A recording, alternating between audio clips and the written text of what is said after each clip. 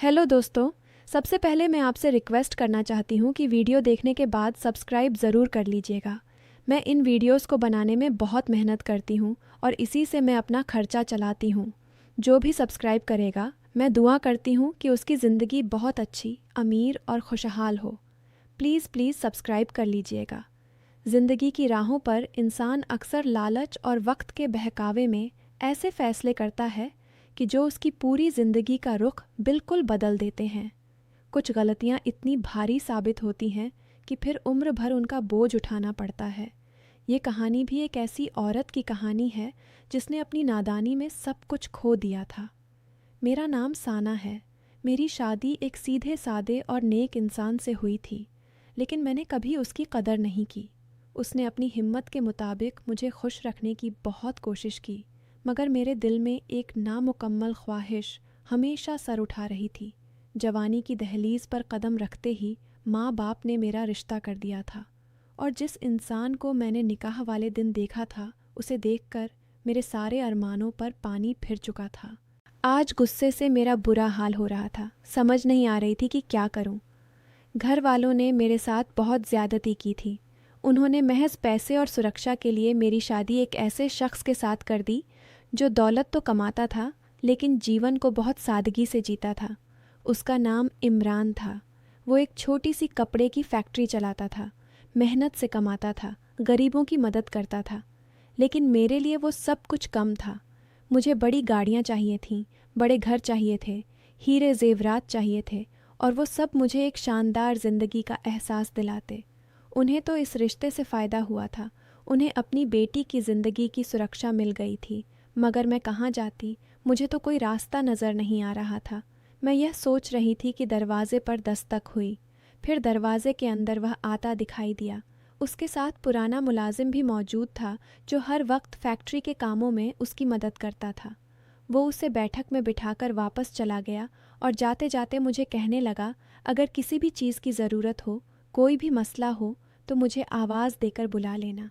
मैं साथ वाले कमरे में हूँ। मैंने रोते हुए सर हिला दिया। मेरा शौहर मेरे पास बैठा और अपने हाथों से मेरी तरफ देखने लगा। गुस्से की एक लहर मेरे पूरे वजूद में दौड़ गई थी। मैंने उसकी बात को अनसुना कर दिया। उसके चेहरे पर हैरत के तासुरात उभरे थे। शायद वह इस रद्द अमल के लिए तैयार नहीं था। वो तो यह समझ रहा था कि मैं उसके साथ खुश हूँ। मैं एक पल भी उसे अपने पास बर्दाश्त नहीं कर पा रही थी। वो मुझसे बातें कर रहा था, मेरी पसंद नापसंद के बारे में पूछ रहा था, मगर मैं कुछ भी सुन नहीं पा रही थी। मेरा जहन यही सोच रहा था कि मैं इस सादगी से अपनी जान कैसे छुड़ाऊं। बार बार मेरी निगाहों के सामने मेरे चचेरे भाई फहद का चेहरा आ रहा था। तभी मेरे जहन में एक बात आई और मैं उसे जल्दी से कहने लगी कि मैं अभी चाय बनाकर लाती हूँ, आप इतनी देर में आराम करें। उसे बैठक में छोड़कर मैं बाहर आई। अब मुझे समझ नहीं आ रहा था कि मैं उस मुलाजिमा बानो को कहाँ पर तलाश करूं जो इस घर में मुस्तकिल रहती थी और जिसने मुझे आते साथ अपनी मजबूरियों की लंबी लंबी दास्तान सुनाई थी। उसकी छोटी बेटी बीमार थी, इलाज के पैसे नहीं थे। अब मैं सोच रही थी कि उसकी मजबूरियों को क्यों ना अपने फ़ायदे के लिए इस्तेमाल करूं। मैं बाहर आई, सामने चौकीदार था। वह मुझे देखकर कहने लगा, आप इस वक्त बाहर क्या कर रही हैं? मैंने कहा, मुझे बानो से बात करनी है। वो कहाँ है? उसे बुला दो। चौकीदार उसे बुलाकर लाया।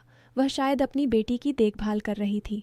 मैं उस मुलाजमा को अपने साथ साइड वाले कमरे में लेकर गई और मैंने उसे अपने हाथ पर पहना हुआ एक कीमती कंगन उतारकर उसे दिया। मैंने उसे कहा कि तुमसे मुझे काम है और अगर तुम मेरा वह काम कर दोगी तो मैं इससे ज़्यादा तुम्हें पैसे दूंगी। तुमने कहा था कि तुम्हारी बेटी बीमार है, उसके इलाज के लिए तुम्हारे पास पैसे नहीं। वह मेरी बात सुनकर मुझे देखने लगी। मैंने कहा, तुम्हारी बेटी का इलाज भी करवा दूंगी और तुम्हारी तमाम ज़रूरतें भी पूरी करूंगी। तुम्हें बस मेरा काम करना होगा।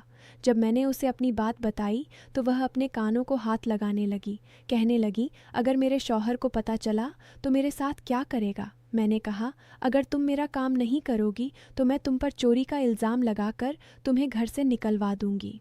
उसने सर झुका लिया और मेरी बात मान ली। वो मेरे साथ बैठक में आई। उसे मैंने कुछ काम सौंप दिया और खुद बाहर निकल आई। तकरीबन आधे घंटे बाद वह वापस आई तो खुशी की एक लहर मेरे पूरे वजूद में दौड़ने लगी। मैंने उसका शुक्रिया अदा किया और वह झुकी नज़रों के साथ वहाँ से चली गई। मैं जब बैठक में वापस आई तो मेरा शौहर बैठा हुआ था। मैं भी एक जगह पर बैठ गई। उस इंसान को बर्दाश्त करना मेरे लिए मुमकिन नहीं था। वो मुझसे अच्छे तरीके से बात करता, मेरा बहुत ख्याल रखता।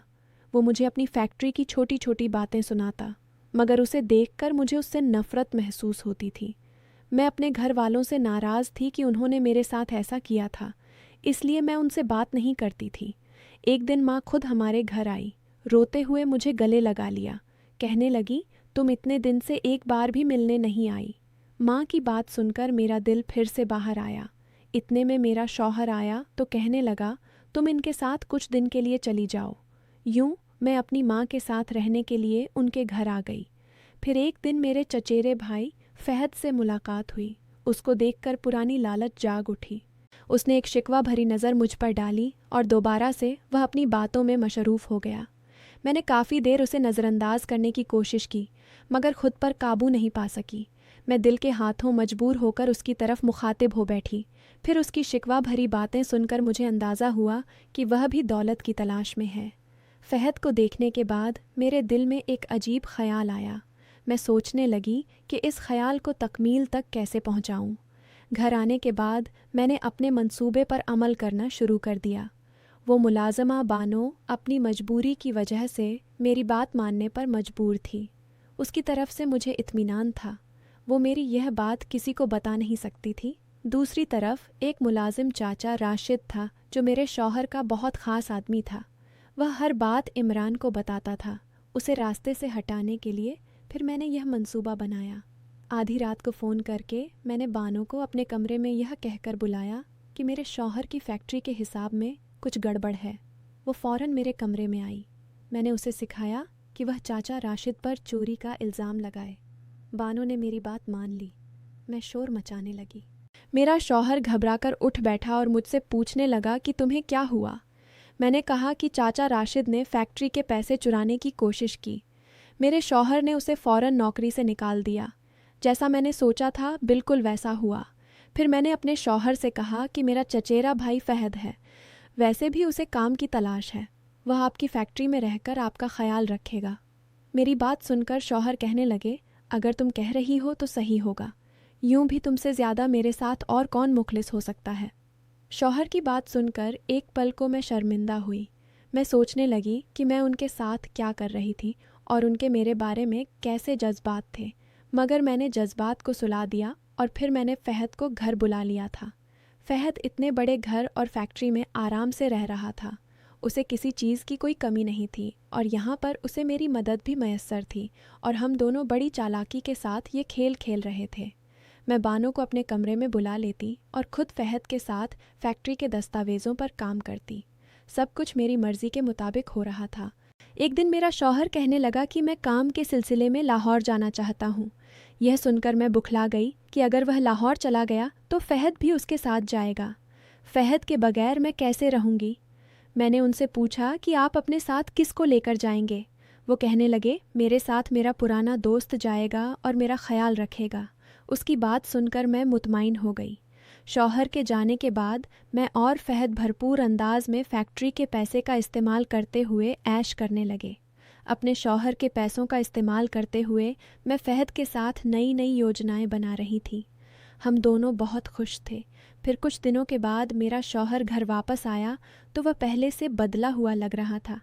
रात को हस्बे मामूल मैंने बानो को अपने कमरे में बुला लिया और ख़ुद फहद के साथ दस्तावेज़ों पर काम करने लगी। मुझे उसके कमरे में गए हुए अभी थोड़ी देर गुजरी थी जब एकदम कमरे का दरवाज़ा खुला और लाइट ऑन हुई, और जब मैंने पीछे मुड़कर देखा तो पीछे मेरा शौहर खड़ा था। वो बिल्कुल सामने देख रहा था।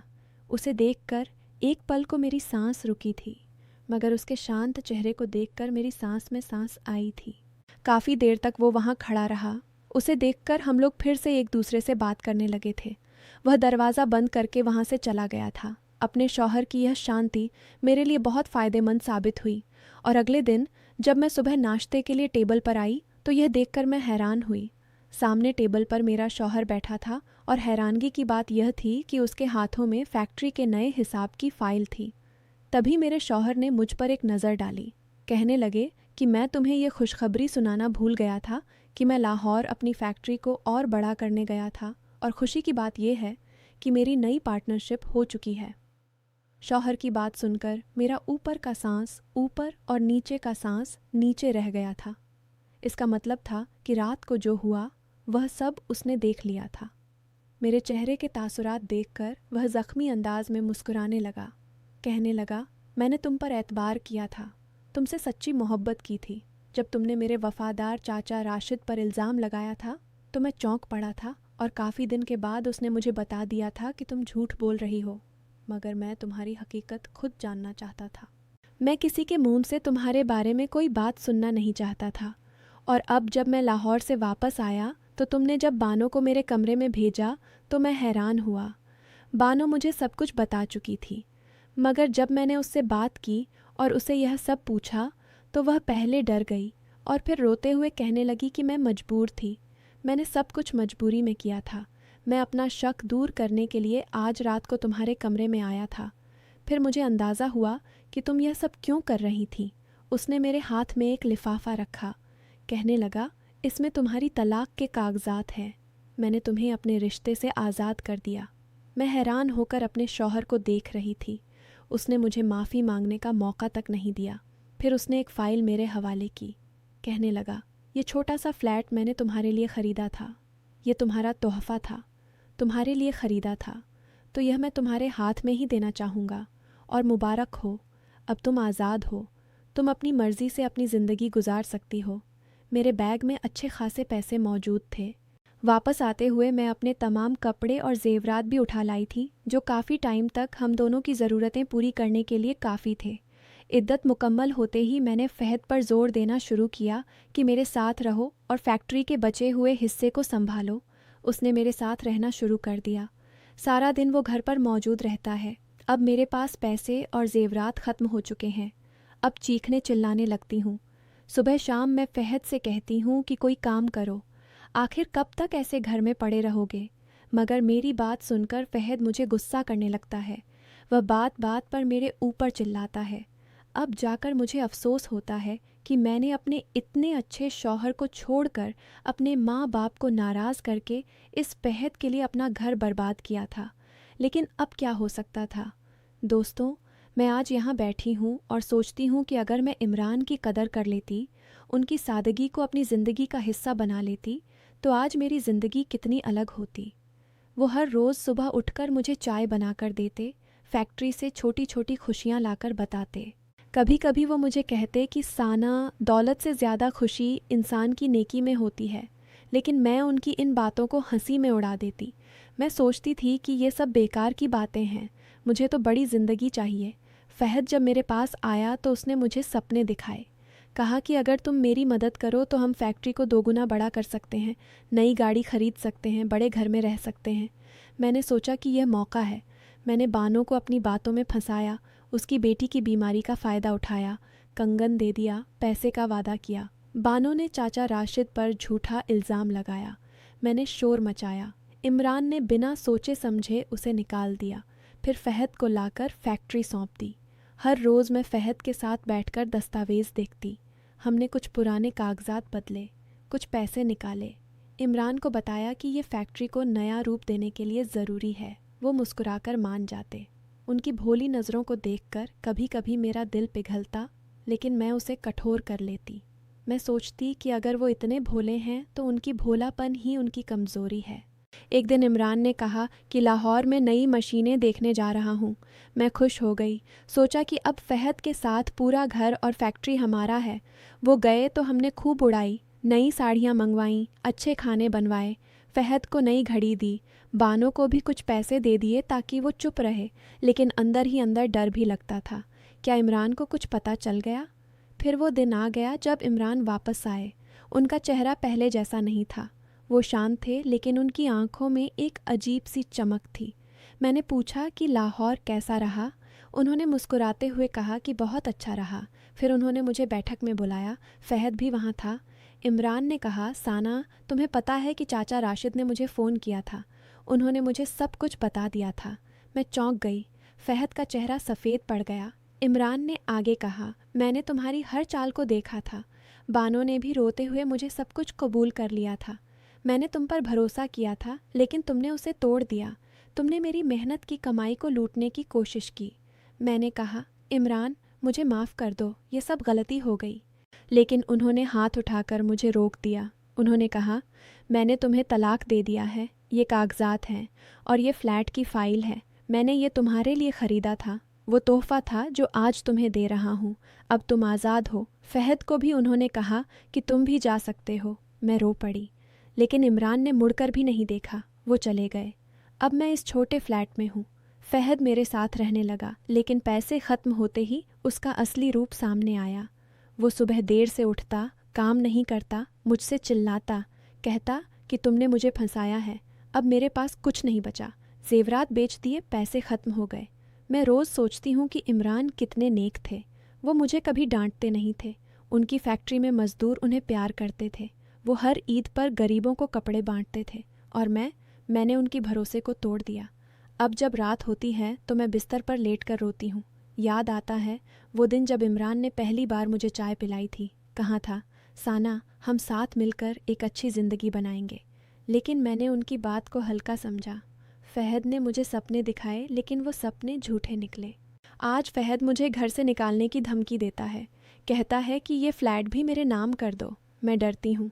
सोचती हूँ कि अगर मैं इमरान के पास जाती तो वो मुझे माफ़ कर देते, लेकिन अब बहुत देर हो चुकी है। दोस्तों, ये मेरी कहानी है।